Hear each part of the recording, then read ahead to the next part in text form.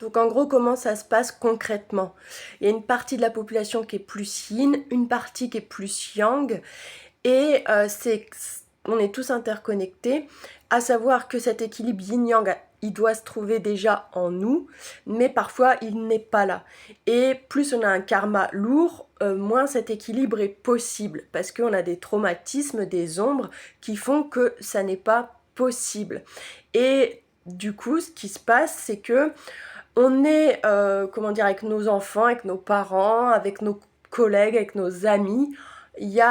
C'est qu'une histoire de relation, de lien karmique, et il y en a qui sont plus yin, d'autres qui sont plus yang.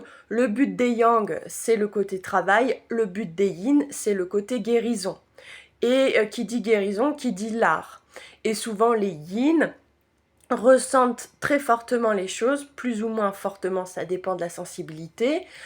Et dans l'invisible, il y a des énergies obscures, ce qu'on appelle les démons, des gens, leurs peurs, qui souvent sont des énergies qui nous entourent, un peu comme un serpent qui nous entourerait pour nous étouffer. Ces démons, les yin les ressentent, plus ou moins, et la façon de les transmuter, de les détruire, de les chasser, ça va être en regardant avec l'amour, ça va être en chantant avec une vibration d'amour, d'énergie inconditionnelle qui vient de plus haut, enfin qui vient d'ailleurs en tout cas, et ça va être avec le corps, avec les gestes, avec le mouvement. D'où l'importance de l'art et d'où l'importance des artistes pour que ce monde soit équilibré.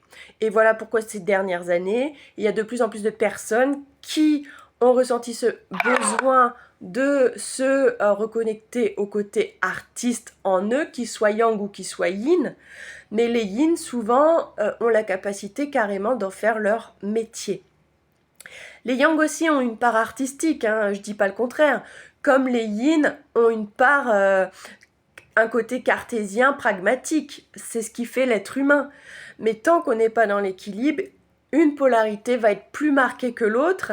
Et si par exemple on a notre polarité yin qui est plus marquée, souvent si on est dans le déséquilibre, on va devoir s'entourer d'un yang qui a une polarité yang plus marquée pour nous permettre d'avoir un équilibre dans le monde de la matière, parce que sinon on se retrouverait à la rue.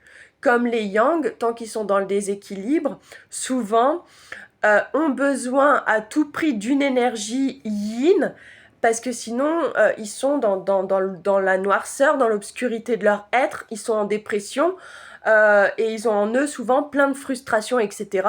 Voilà pourquoi souvent les personnes à polarité yang, à prédominance, qui sont beaucoup dans le travail, vont voir ce qu'on appelle des prostituées. Voilà, donc parce qu'ils ont besoin de cette énergie yin pour se libérer, pour évacuer leurs pulsions, pour évacuer leur stress, mais à savoir que prostituer, pour celles qui passent par là, ça n'est pas une fin en soi. Il est possible d'évoluer et de faire de cette énergie yin quelque chose de beau, de grand, en se réalisant en tant qu'artiste et en se faisant payer pour ça.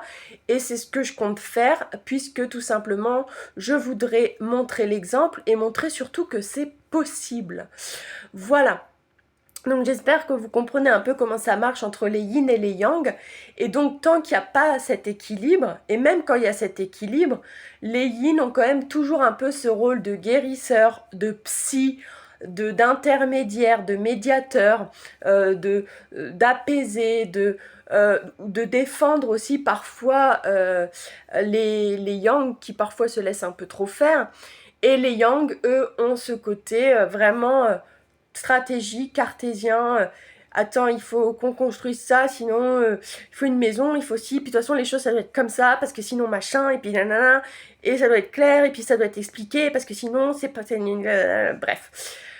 Voilà, vous l'aurez compris, oui, les yang, parfois, m'escagassent, comme les yin escagassent les yang, ça fait partie du jeu.